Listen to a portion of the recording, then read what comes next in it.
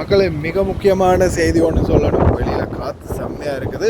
நான் வந்து எங்கே இருக்கேன்னு பார்த்தீங்கன்னா ஜுனூப் சுர்ராவில் இருக்கிற பத்தாக்கா மதனியா ஆஃபீஸில் நின்றுக்கிட்டு இருக்கிறேன். ஒரு முக்கியமான வேலை அந்த பத்தாக்கா மதனியா ஆஃபீஸுக்கு வந்திருக்கிறேன். இது மிக முக்கியமான தகவல் ஒன்று அரேஞ்ச் பண்ணி ஆகணும். நீங்களும் உடனடியாக வண்டிக்குள்ளே போய் மிச்சத்தை பேசலாம். காற்று ஓவராக இருக்குது. அஸ்ஸலாமு அலைக்கும் வரஹ்மத்துல்லாஹி வபரகாத்துஹு. அன்பார்ந்த அனைத்து உறவுகளுக்கும் இனிய வணக்கம். மிக முக்கியமான தகவல், தயவுசெய்து வீடியோ ஸ்கிப் பண்ணாமல் பாருங்கள். தெரியாத நண்பர்களுக்கும் மறக்காமல் ஷேர் பண்ணுங்கள். வீடியோ பிடிச்சிருந்தா ஒரு லைக் பண்ணுங்கள், சப்ஸ்கிரைப் பண்ணுங்கள், தொடர்ந்தும் சப்போர்ட் பண்ணுங்கள். இந்த தகவலில் நீங்கள் இப்போ முன்னாடி ஒரு வீடியோ பார்த்துருப்பீங்கன்னு நினைக்கிறேன். அது வந்து நான் மதிய நேரம் பத்தாக்கா மதனியா ஆஃபீஸில் இருக்கும்போது எடுத்தது. அதுக்கப்புறமா வண்டிக்குள்ளே போய் வீடியோ ரெக்கார்ட் பண்ணலான்னு பார்த்தா டைம் கிடைக்கல. ஒன் வேலை வந்துகிட்டே இருந்துச்சு. அன்பார்ந்த உறவுகளை, இந்த சம்பவம் எனக்கு எங்களுடைய வீட்டில் எங்கள் மாமாவுக்கு பாபாவுக்கு நடந்தது. இதே சந்தர்ப்பம் உங்களுக்கும் வரக்கூடும். இதில் முதலாவதாக ஒரு முக்கியமான விடயத்தை தெரிஞ்சுக்கோங்க. இப்போ சாதாரணமாக நீங்கள் ஒரு 2020, 2021, 2022 சாதாரணமாக ஒரு 2 வருஷத்துக்கு முன்னாடி இல்லாமல் சாதாரணமாக 2024, 2025 நீங்கள் அக்காமா எடுத்திருந்தீங்கன்னா இது தேவைப்படாது. இல்லை நீங்கள் 2020, 2021 இல்லாட்டி 2019, 2018 இந்த மாதிரி காலங்கள் சாதாரணமாக ஒரு 5 வருஷத்துக்கு முன்னாடி, 4 வருஷத்துக்கு முன்னாடி நீங்கள் அக்காமா எடுத்திருக்கிறீங்க குவைத்தில். அதுலேருந்து அப்படியே ரொட்டைனாக நீங்கள் அக்காமா அடிச்சுக்கிட்டே வாரீங்க. அப்படி இருக்கும் பட்சத்தில் உங்களுடைய ஃபோட்டோ, நான் சொல்ல போகிறது வந்து முதலாவது விடயம் இருக்குது. நிறைய தகவல். முதலாவது விடயம் ஃபோட்டோ. உங்களுடைய ஃபோட்டோ வந்து நீங்கள் இப்போ ரீசண்டாக ஒரு 2 வருடமோ 1 வருடத்துக்குள்ளே உங்கள் ஃபோட்டோ நீங்கள் கொடுத்து அக்காமா அடிக்கலைன்னா, இப்போ நான் வந்து அக்காமா அடித்த காலம் இப்போ நான் நினைக்கிறேன் ஒரு 9-8 வருஷத்துக்கிட்டே ஆகுதுன்னு வைங்களேன். புதுசாக கடைசியாக ஃபோட்டோ மாற்றினது. அப்போ அதுக்கப்புறமா நான் புதிதாக அக்காமா அடிக்கும்போது நான் உங்களுக்கு ஃபோட்டோ எப்படி போடுறதுன்னு நான் வீடியோவில் காட்டிருப்பேன். எனக்கு ஃபோட்டோ வந்து புதுசாக மாற்ற சொல்லி அப்டேட் வந்துச்சு. அதுக்கப்புறமா நான் ஸ்டூடியோவில் ஃபோட்டோ எடுத்துகிட்டு அதுக்கப்புறமா செஹல் அப்ளிகேஷனில் என்னுடைய ஃபோட்டோவை நான் அப்டேட் பண்ணினேன். புதிய அக்காமாவுக்கு புதிய ஃபோட்டோ வந்துச்சு. அக்காமாவில் புதிய ஃபோட்டோ மாற்றி வந்துச்சு. அப்போ அதே போல் என்னோடய பழைய அக்காமாவில் இருந்த ஃபோட்டோவை புதுசாக மாற்ற சொல்லி அப்டேட் வந்துச்சு. அதே மாதிரி உங்களுக்கும் புதிதாக அக்காமா எடுக்கும்போது, இப்போ சாதாரணமாக நீங்கள் ஒரு 4-5 வருஷமாக ஒரே ஃபோட்டோ அக்காமா தான் வச்சுருக்கிறீங்க அப்படின்ற பட்சத்தில் உங்களுக்கு ஒரு வேலை இப்போ இந்த வருஷமோ இல்லை வார வருஷமோ நீங்கள் புதுசாக மறுபடியும் அக்காமா புதுப்பிக்க போகும்போது உங்களுக்கு ஃபோட்டோ எடுக்க சொல்லி எப்படியுமே சொல்லுவாங்க. ஃபோட்டோ சேஞ்ச் பண்ணணும், நீங்கள் புதிய ஃபோட்டோவோட வாங்க அப்படின்னு சொல்லுவாங்க. இல்லை ஃபோட்டோவை ஆன்லைனில் அப்லோட் பண்ணிக்கோங்க அப்படின்னு சொல்லுவாங்க. அந்த சந்தர்ப்பம் உங்களுக்கு வரலாம். அதால் 4-5 வருஷமாக நீங்கள் ஒரே ஃபோட்டோ வைக்காம தான் வச்சுருக்கிறீங்க அப்படின்னா ஃபோட்டோ மாற்றுறதுக்கான ஏற்பாடுகள் வரலாம்.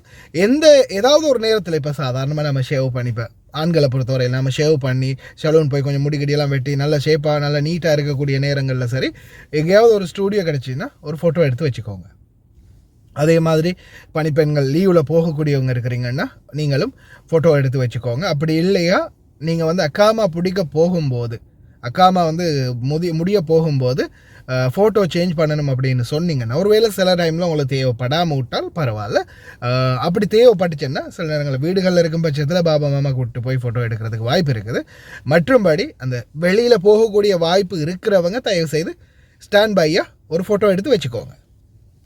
அதாவது குறுகிய காலத்துக்குள்ளே அக்காமா முடிகிறதுக்கு இன்னொரு 3-4 மாதம் தான் இருக்குது அப்படின்னா ஃபோட்டோ எடுத்து வச்சுக்கொள்ளுங்க. உங்களோட பழைய ஃபோட்டோவை இப்போ சேஞ்ச் பண்ணுறதுக்கும் உங்களுக்கு இலகுவாக இருக்கும். அது சில நேரங்களில் அவங்களே பாசியை வந்து அப்டேட் சொல்லலாம், இந்த மாதிரி ஃபோட்டோ சேஞ்ச் பண்ணுங்கன்னு. அது ஒரு முக்கியமான விடயம். ஏன்னா இன்றைக்கி எங்கள் மாமாவுடைய பத்தாக்கா அடிக்க போகும்போது ஃபோட்டோ மாற்றணும் அப்படின்னு சொன்னாங்க. எனக்கு வந்து அதே சிச்சுவேஷன் மாமாவுக்கு வந்துச்சு. இதில் இன்னொரு முக்கியமான விடயத்தை நல்லா கேட்டுக்கோங்க. காமா என்தெஹி அப்படின்னு சொல்லுவாங்க. என்தெஹி அப்படின்றது அக்காமா முடிஞ்சு போச்சு. அக்காமா பாபாவோடையும் மாமாவோடையும் சரியான டேட்டுக்கு ஒரே டேட்டில் தான் முடியுது.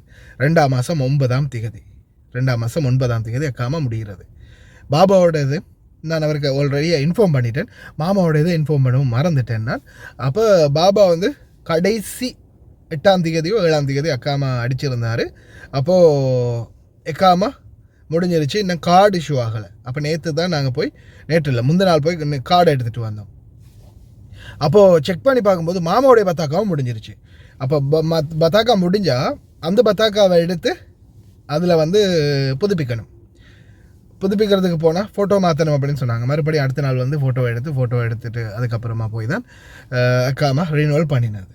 ஆனால் இப்போ இருக்கிற சிச்சுவேஷன் என்னென்னா, அக்காமா முடிஞ்ச அடுத்த செகண்டே, அதாவது இன்னைக்கு டேட் 9ஆம் தேதி 10ஆம் தேதி 11ஆம் தேதி 12ஆம் தேதி அந்த டேட்டுன்னும் போது, அந்த டேட்டு இரவு நைட்டு 12 மணி, அதாவது முடியும் போது உடனே பேங்க்லேருந்து உங்களுக்கு அலர்ட் வந்துடும், அக்கௌண்ட் ஃப்ரீஸ் ஆகிரும், எந்த ஒரு வேலையுமே பார்க்க முடியாது. இப்போது மாமாவுடைய சம்பளம் விழுந்துருச்சு, பாபாவுடைய சம்பளம் விழுந்துருச்சு. பாபாவுடைய சம்பளம் விழுந்ததோட பாபா எடுத்த சம்பளத்தை செலவு பண்ணி கொஞ்சம் வேலையில் பார்த்தாரு. மாமா சம்பளத்தை எடுக்கலை. ஆனால் இப்போ மறுபடியும் சம்பளத்தை எடுக்கிறதுக்காக 9ஆம் தேதி அவங்களுடைய அக்காமா முடிஞ்சது. அப்போ சம்பளத்தை எடுக்க போகும்போது 9ஆம் தேதி தான் காலையில் காசு வந்தோம். 9ஆம் தேதி அல்லது 8ஆம் தேதின்னு நினைக்கிறேன் அவங்களோட சம்பளம் விழுகிற நாள். அப்போ சம்பளம் விழுந்துருச்சு. பாபா அதுக்கு முன்னாடியே போய் பேங்க்கில் வித்ட்ரா பண்ணிட்டாரு. மாமா எடுக்கலை.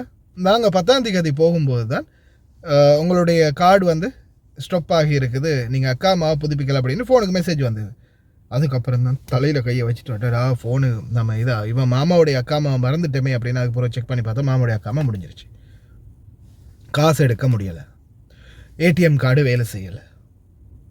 அதே போல் இந்த மற்ற ஏதோ ஒரு ரினியூவல் பண்ண வேண்டிய இது இருந்துச்சு, ஹவுஸ்மேட்டுடைய சரி யாரோ ஒருத்தருடைய ரினியூவல் ஒன்று இருந்துச்சு, அதுவும் கடைசியில் பண்ண முடியாமல் போயிடுச்சு. பாபா அதுக்கப்புறமா காசு போட்டார், காசு எடுத்துட்டார் இல்லையா, மீதி காசு இருக்குது தானே, கார்டு இருக்குது. அவருடைய பத்தாக்கா வந்து சேரலை, இன்னும் பத்தாக்கா வந்து சேரலை. கார்டு சிவில் ஐடியில் வந்து மொபைல் ஐடியில் வந்து பத்தாக்கா வந்திருந்தாலும், பத்தாக்கா நம்ம அடித்த பிறகு நம்ம மொபைல்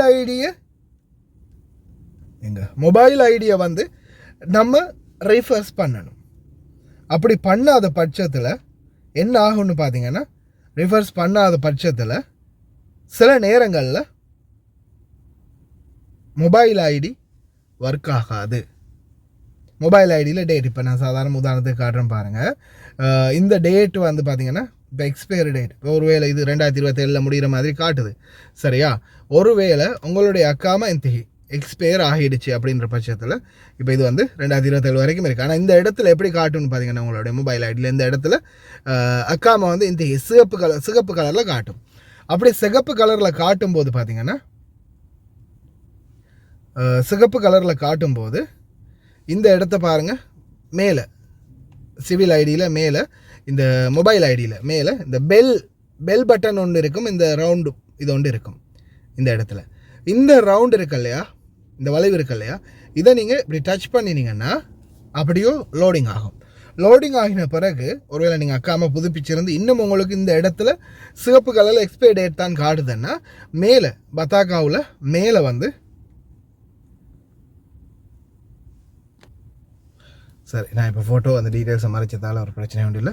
இப்போ பாருங்கள், இதுதான் மொபைல் ஐடி, நம்மளுடைய மொபைல் ஐடி. அதில் வந்து இப்போ மேலே பாருங்கள், மேலே வந்து இந்த இடத்துல ஃபோட்டோவுக்கு மேலே சரியாக இருக்கும் பாருங்கள், அந்த பெல் பட்டனும் இந்த இதுவும் இருக்கும், ரவுண்டும் இருக்கும்.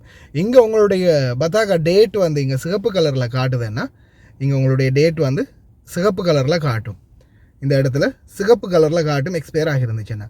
ஆனால் பத்தாக்கா ஆன்லைனில் அப்டேட் பண்ணியாச்சு, பத்தாக்கா வந்து நாம் ரினியூவல் பண்ணியாச்சு ஆன்லைனில். ஆனால் இன்னமும் வந்து ஒரு 3-4 நாள் ஆகுது. கார்டு வாரத்துக்கு குறைஞ்சது ஒரு 4-5 நாள் 6 நாள் 7 நாள் ஆகலாம். ஆனால் உங்களுடைய பத்தாக்கா வந்து இன்னமும் இங்கே அப்டேட் ஆகலை. காசெல்லாம் கட்டி எல்லாம் சரி, கார்டு பிரிண்ட்டுக்கும் போட்டாச்சு. அப்போ நம்ம போட்டு 1 நாள்லேயே 2 நாள்லேயே இங்கே மொபைல் ஐடிக்கு அது அப்லோட் ஆகிரும். ஆனால் அதுக்கு நாம் என்ன செய்யணும்னா, இந்த மேலே இருக்கிற இந்த ரவுண்டை வந்து ஒரு தடவை இப்படி ப்ரெஷ் பண்ணணும். ப்ரெஷ் பண்ணினா அது ரிஃபர்ஸ் ஆகி லோடிங் ஆகி நம்மளுக்கு இந்த இடத்துல அப்டேட் ஆகிரும். நானும் பாபாவும் போயிட்டு காசு எடுக்க போனால், அக்காமா வந்து உங்களோட எக்ஸ்பயர் ஆகியிருக்குது அப்படின்னு பேங்க்கால் மெசேஜ் வந்துச்சு, கார்டு வேலை செய்தில்லை அப்படின்னு. அதுக்கப்புறமா பாபா வந்து சொல்லும்போது அப்போ நான் என்ன செஞ்சேன், கொஞ்சம் இருங்க பாபா அப்படின்னு உடனே அவருடைய ஃபோனை எடுத்து அந்த அப்ளிகேஷன் இருக்கு இல்லையா, பேங்க் அப்ளிகேஷனுக்குள்ளே போயிட்டு, இல்லை சாரி, அதுக்கு முன்னாடி நான் மொபைல் ஐடிக்குள்ளே போயிட்டு இதை ரீஃபர்ஸ் பண்ணி பார்த்ததுக்கு பிறகு அவருடைய பத்தாக்கா இதில் சிவப்பு கலர் காட்டினது. அதுக்கப்புறமா லோடிங் ஆகின பிறகு டேட்டு வந்துருச்சு, 2030-31 வரைக்கும் டேட்டு வந்துருச்சு. 5 வருஷத்துக்கு ரினியூவல் பண்ணியிருந்தார் அவருடைய அக்காமாவையும். அப்போ வந்து 2031 வரைக்கும் அந்த புதிய டேட்டு வந்துருச்சு. டேட்டு வந்த பிறகு அதுக்கப்புறமா நான் என்ன பண்ணேன், இப்போ இது ஓகே தானே, வெரிஃபை ஆகிட்டு அதுக்கப்புறமா உடனே அந்த அப்ளிகேஷனுக்குள்ளே போயிட்டு பேங்க்குடைய அப்ளிகேஷனுக்குள்ளே போனதுமே உங்களுடைய அது நோட்டிஃபிகேஷன் ஆட்டோமேட்டிக்காகவே காட்டுச்சு, உங்களுடைய பத்தாக்கா திகி முடிஞ்சிருச்சு, நீங்கள் பத்தாக்கா அப்டேட் பண்ணணும் அப்படின்னு. அதுக்கப்புறமா அந்த இடத்துல நான் ஓகே கொடுத்ததுமே உடனே மொபைல் ஐடிக்கு ஒரு அத்தன்டிகேட் அந்த மெசேஜ் வரும். அதை ஓகே பண்ணி இங்கேருந்து ஓகே கொடுத்ததுமே அங்கே பேங்க் இதில் வந்து டீட்டெயில்ஸ், புதிய அக்காவுடைய டீட்டெயில்ஸ் அப்டேட் ஆகிட்டு. அதுக்கப்புறமா இப்போ கார்டை போட்டு ட்ரை பண்ணுங்க பாப்பான்னு சொல்லும்போது கார்டை போட்டு ட்ரை பண்ணார், காசு எடுக்க முடிஞ்சிச்சு. இப்போ இந்த மாதிரி பல பிரச்சனைகள் இருக்குது. அக்காமா ஒரு பாபாட அக்காமா முடிஞ்சு பாபா அக்காமா அடிக்க முடியாமல் இருந்தாலோ மாமா அக்காமா அடிக்க முடியாமல் இருந்தாலோ காசு எடுக்க முடியாது, பேங்க் ஃப்ரீஸ், அக்காமா ரினுவல் பண்ண முடியாது, தொழிலாளர்களுடைய அக்காமா ரினுவல் பண்ண முடியாது, எந்த ஒரு செயலுமே செய்ய முடியாது. ஆஃப்டர் ஆல் உங்களுக்கு தனாசர் கூட தர முடியாது, பாபாவுடைய அக்காமா முடிஞ்சு பாபா புதுப்பிக்கலைன்னா அக்காமா. இந்த மாதிரி பல பிரச்சனைகள் இருக்குது. சாதாரணமாக பாபா மாமா கேரிங் பண்ணக்கூடியவங்க இருப்பீங்க. இப்போ நானும் வந்து அவங்களுடைய எல்லா பேங்க் நடவடிக்கையிலேருந்து ஒட்டு மொத்தமே நான் தான் கண்ட்ரோல் பண்ணுறது. அப்போ அந்த நேரத்தில் இப்போ நான் மிஸ் பண்ணின மாதிரி நீங்களும் மிஸ் பண்ணிடக்கூடாது அப்படின்றதால அப்படி கேரிங் பண்ணக்கூடியவங்க இருக்கிறீங்கன்னா அவங்களுடைய பத்தாக்கா மதனியாக ஹாஸ்பிட்டலுக்கு போகிற டைமில் அங்கே இங்கே கூட்டு போகிற டைமில் நிச்சயமாக இடையிட செக் பண்ணிக்கோங்க. அவங்களுடைய பத்தாக்கா மதனியாக ஒர்க் ஆகுதா, எல்லாமே சரியாக இருக்குதா அப்படின்ற மாதிரி இடைக்கிட செக் பண்ணிக்கோங்க. அது முக்கியம். உங்களுடைய பத்தாக்காவையும் செக் பண்ணிக்கோங்க. நான் சொன்ன மாதிரி ஃபோட்டோவும் மறக்காமல் எடுத்து வச்சுக்கோங்க. சில நேரங்களில் அதாவது பத்தாக்கா முடிகிற மாதிரி இருந்துச்சுன்னா உங்களுடைய ஃபோட்டோ நீங்கள் இப்போ பத்தாக்காவுக்கு ஃபோட்டோ கொடுத்து கிட்டத்தட்ட 5-6-7 வருஷம் ஆகுது, அதே பழைய ஃபோட்டோ தான் இருக்குது அப்படின்னா சில டைமில் புது ஃபோட்டோ கேட்பாங்க. அதனால் அதையும் தயார் நிலையில் வச்சுக்கோங்க. இந்த தகவல் ஒரு முக்கியமான தகவல். என்ன, இந்த தகவலை வந்து உங்களுக்கு சிம்பிளாக ஷார்ட் அண்ட் ஸ்வீட்டாக சொல்லுங்கள் அப்படின்னு திட்டுறீங்க சிலர் வந்து. உண்மையிலேயே சிலருக்கு வந்து மக்களே புரிய வைக்கிறது ரொம்ப கஷ்டம். அதனால தான் நான் இதை தெளிவாக சொல்கிறது. சிலர் வந்து வேகமாக சுற்றி சரி பார்த்துக்குவீங்க, ஆனால் சில புரியாதவங்க இருக்கிறாங்க, அவங்களுக்கு புரிய வைக்கணும் அப்படின்றதால எல்லாருக்குமே ஒரே மாதிரி சொல்ல முடியாது இல்லையா, பாமர மக்களுக்கு தெளிவுபடுத்தி தான் சொல்லணும். அதனால தான் மிகவும் விளக்கமாக சொல்கிறது. யாரும் கோபம் கொள்ளாதீங்க. ரொம்ப நன்றி.